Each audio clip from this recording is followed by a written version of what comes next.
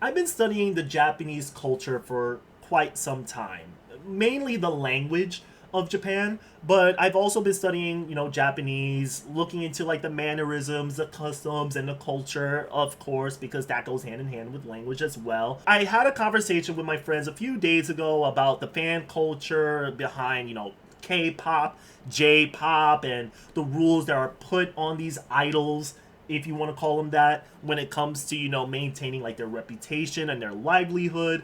And then all of a sudden on social media I get this article that comes across my social media feed. I guess my phone has been eavesdropping on my conversation. They're like, hey Progeny, this might be a good story you might be interested in. And with that said, I want to share that with y'all because today we need to talk about Momoka Tojo, who is currently in some hot water right now after she accidentally uploaded images of herself and her boyfriend celebrating her 20th birthday just last week. So she was celebrating her birthday just last week and she was uploading images on Twitter, and she uploaded, just so happens to be, a few images and then some images of herself and her boyfriend.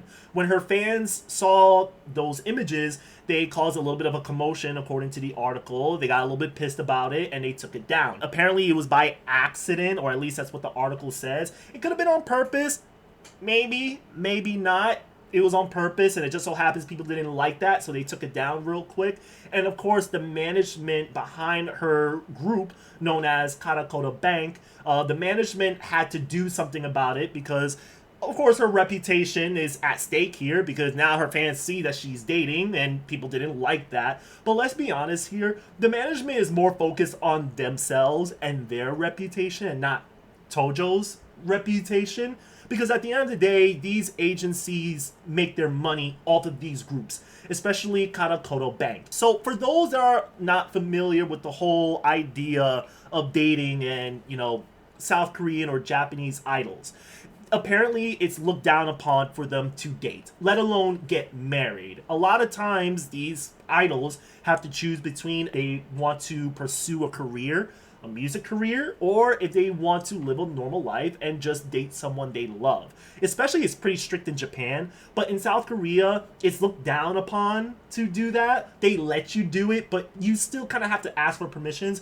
but that could vary from agency to agency. But in this here situation with Momoka Tojo, she's currently in Japan, so they're pretty strict with that, or at least her management is a little bit lenient with it. So they issued a punishment for the fact that she accidentally uploaded those images with her boyfriend on social media. The Karakota's bank management later disclosed that the man in question is a regular person Tojo is currently dating. They also announced the following measures. Tojo must maintain a certain distance from her boyfriend. As punishment, she must post a solo goodnight photo every night for a year, and fans are encouraged to report any suspicions of her boyfriend appearing in these photos. Tojo subsequently posted a handwritten apology on social media, expressing regret for her careless actions and vowing to be more mindful of her responsibilities as an idol. Let's just break that segment down from the top down. So I think this management, or what this management is saying is, listen, if Tojo want to date this regular guy, so be it. It is what it is. We're not going to force you to break up with somebody. But don't put it in the face of your fans, because your fans don't like that. They don't want to be reminded that you have a love life. As the saying goes, out of sight, out of mind. Am I right? Am I right? Okay. That right there is already messed up. It's like, damn, like, I get it. A lot of times, these agencies see dating as like some form of distraction. It distracts them from their art and their craft. I understand that from a business standpoint, but that doesn't mean that these people shouldn't live their lives. I think Tojo is able to date someone and still pursue a career.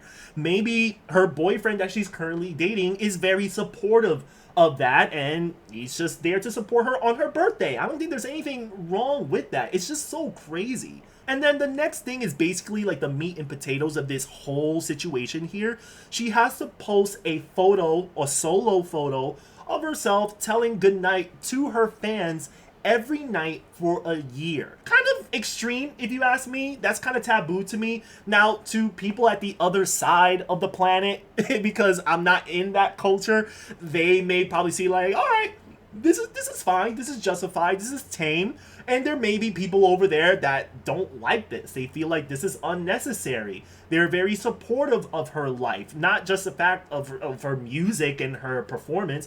They're supportive of her life. And then it brings me to the third point, which is, I think is absolutely crazy to even call these people fans if they're willing to do this. The management is telling fans that if they see her boyfriend around her vicinity in any images or videos or anything like that, they should contact the management and they will handle that situation accordingly, which I think is absolutely dystopian. You are not a fan if you're going out of your way to snitch on someone who you call a favorite.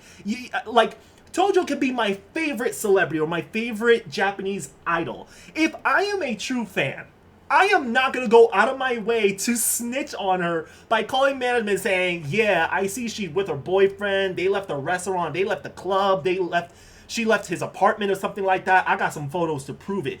That is absolutely wild to even call yourself a fan after the fact. Moving on to the first night of her punishment, this is her first photo and her expression is so blank. She is not enjoying this at all. I just feel so bad for her. In translation, according to the article, the caption reads, "Good night, I'll do my best again starting tomorrow, so please continue to support me." But what makes this even crazier is the next good night post after this one, the second day. You could call me a conspiracy theorist here.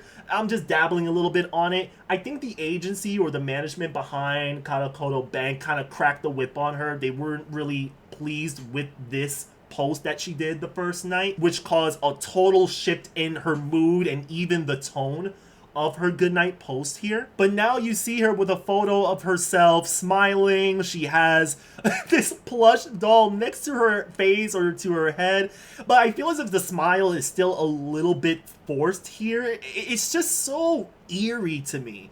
The caption reads at the top, "Over the past 2 days, I've received many words of encouragement from so many people and has made me realize once again how blessed I am with the people around me. It's because of all the wonderful people around me that I'm still here. Thank you so much. Good night." Now, don't get me wrong. This agency probably had many other ideas to punish Tojo for the fact that she uploaded those images of herself and her boyfriend on social media.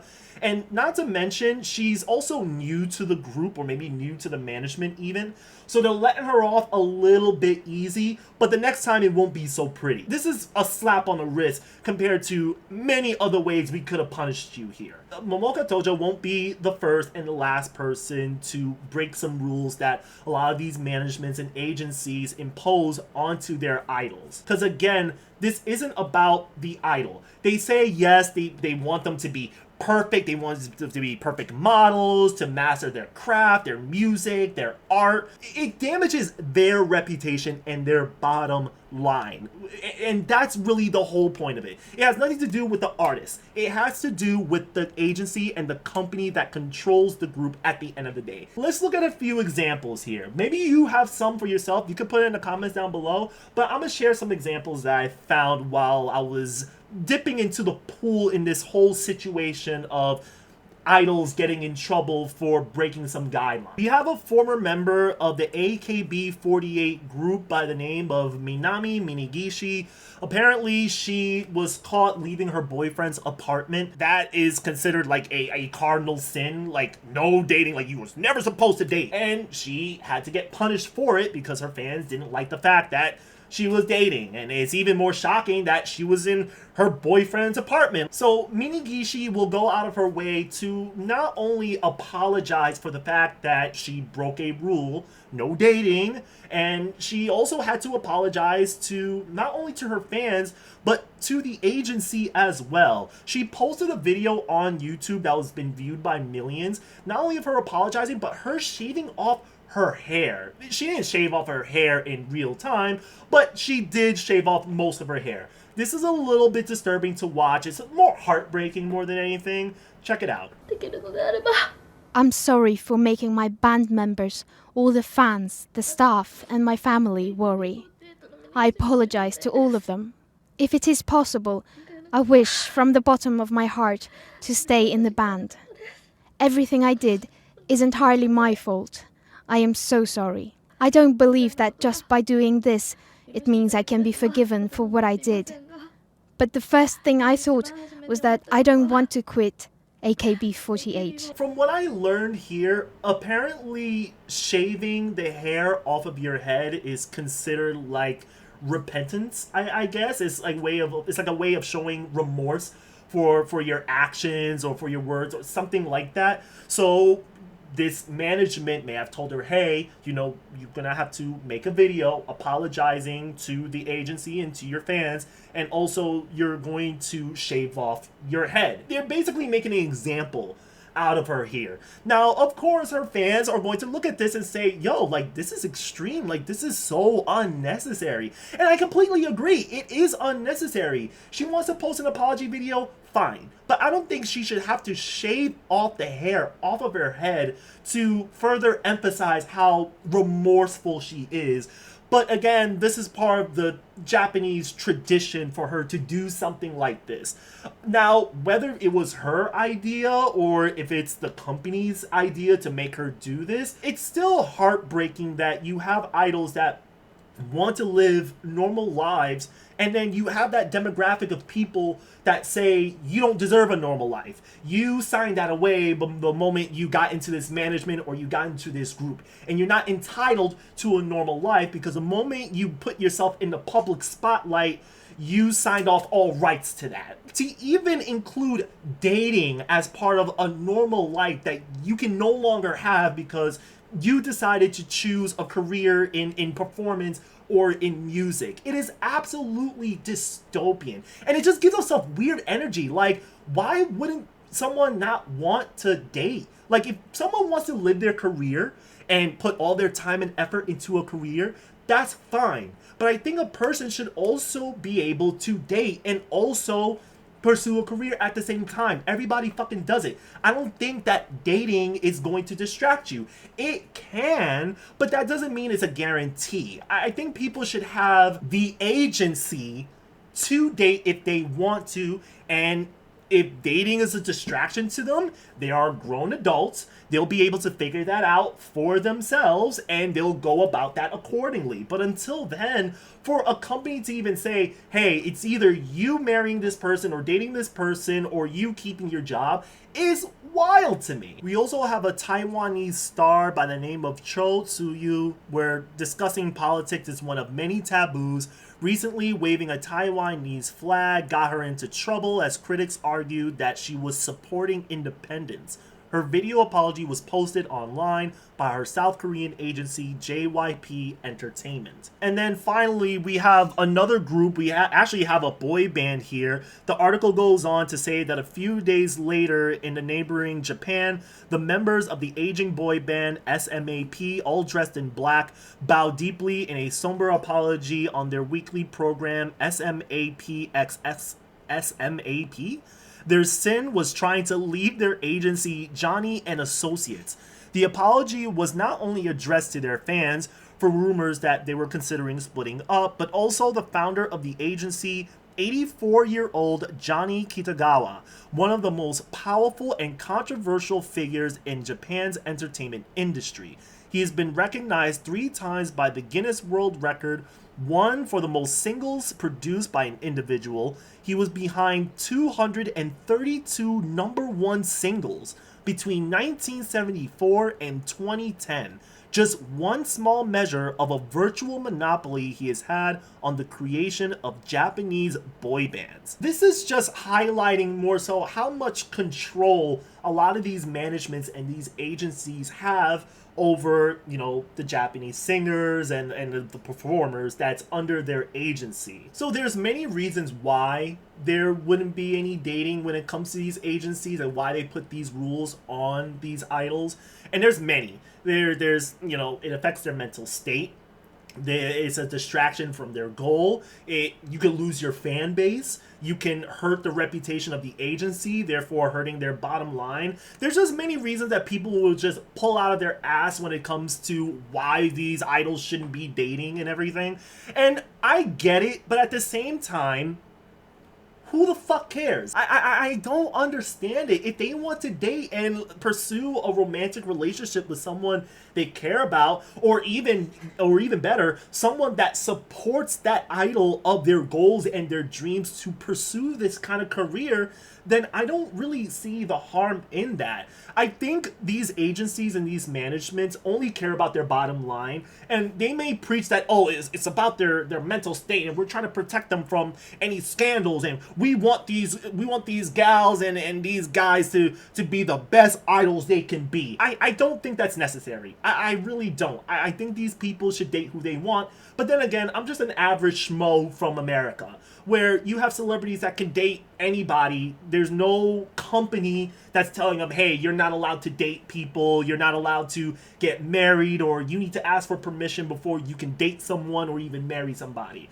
It's unheard of in these states. According to, South Korea, or even Japan even, because I've heard Japan is really strict when it comes to things like that. At least in South Korea, it's more of a case by case basis. It's like, hey, you can date and everything, but you gotta ask us. You gotta keep us in the loop on these things. And some of these reasons are really gross. There was an instance where a Tokyo court had to deal with a lawsuit where you had an agency that was arguing that doing a dating ban is justified for the reputation of both the Japanese girl group and the agency themselves.